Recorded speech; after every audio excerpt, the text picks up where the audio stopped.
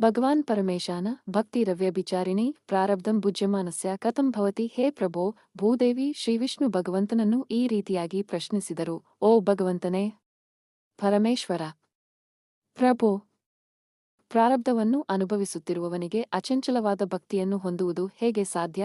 ಪ್ರಾರಬ್ಧಂ ಭುಜ್ಯಮಾನೋಪಿ ಗೀತಾಭ್ಯಾಸರತಃ ಸದಾ ಸಮುಕ್ತಸ್ಸ ಸುಖೀ ಲೋಕೆ ಕರ್ಮಣ ನೋಪಲಿಪ್ಯತೆ.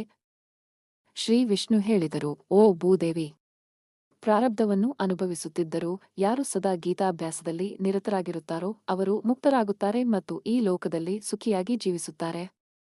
ಅವರನ್ನು ಕರ್ಮಗಳು ಸ್ಪರ್ಶಿಸುವುದು. ಮಹಾಪಾಪಾದಿ ಪಾಪಾನಿ ಗೀತಾಧ್ಯಾನಂ ಕರೋತಿ ಚೇತ್ ಕ್ವಚಿತ್ ಸ್ಪರ್ಶಂ ನ ಕುರ್ವಂತಿ ನಲಿನಿದಳಮಂಬಸ.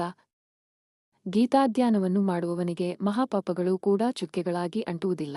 ಬೂದಿ ಮೇಲೆ ನೀರು ನಿಂತಂತೆ. ಗೀತಾಯ ಪುಸ್ತಕಂ ಎತ್ರ ಎತ್ರ ಪಾಠ ಪ್ರವರ್ತತೆ ತತ್ರ ಸರ್ವಾಣಿ ತೀರ್ಥಾನಿ ಪ್ರಯಾಗಾದೀನಿ ತತ್ರ ವೈ.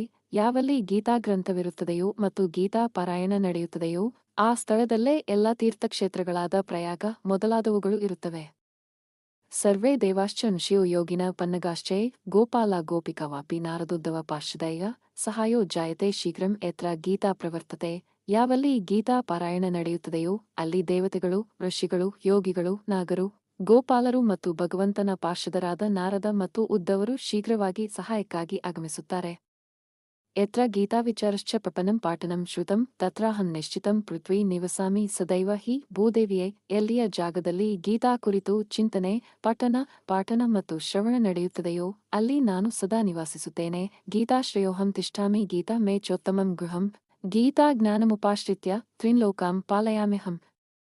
ನಾನು ಗೀತೆಯನ್ನು ಆಶ್ರಯಿಸುತ್ತೇನೆ, ಗೀತೆಯೇ ನನ್ನ ಪರಮಮನೆ. ಮತ್ತು ಗೀತಾಜ್ಞಾನವನ್ನು ಅವಲಂಬಿಸಿ ನಾನು 3 ಲೋಕಗಳನ್ನು ಪಾಲಿಸುತ್ತೇನೆ. ಗೀತಾ ಮೇ ಪರಮ ವಿದ್ಯಾ ಬ್ರಹ್ಮರೂಪ ನ ಸಂಶಯ. ಅರ್ಧಮಾತ್ರಾಕ್ಷರ ನಿತ್ಯ ಸ್ವನಿರ್ವಾಚ್ಯ ಪದಾತ್ಮಿಕ. ಗೀತಾ ನನ್ನ ಪರಮ ವಿದ್ಯೆ.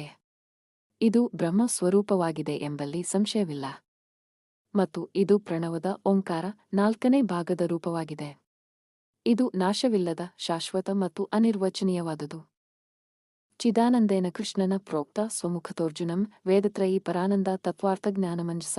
ಸಚ್ಚಿದಾನಂದ ಸ್ವರೂಪವಾದ ಶ್ರೀಕೃಷ್ಣನಿಂದ ಈ ಗೀತೆಯು ಅರ್ಜುನನಿಗೆ ಸ್ವತಃ ಅವರ ಬಾಯಿಂದ ಉಪದೇಶಿಸಲ್ಪಟ್ಟಿತು.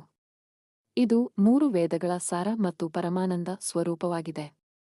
ಇದು ತತ್ವಜ್ಞಾನವನ್ನು ಶೀಘ್ರವಾಗಿ ನೀಡುತ್ತದೆ. ಯೋಷ್ಟಾದಶ ಜಪೆ ನಿತ್ಯಂ ನರೋ ನಿಶ್ಚಲಮಾನಸ ಜ್ಞಾನಸಿದ್ಧಿಂ ಸಲಭ.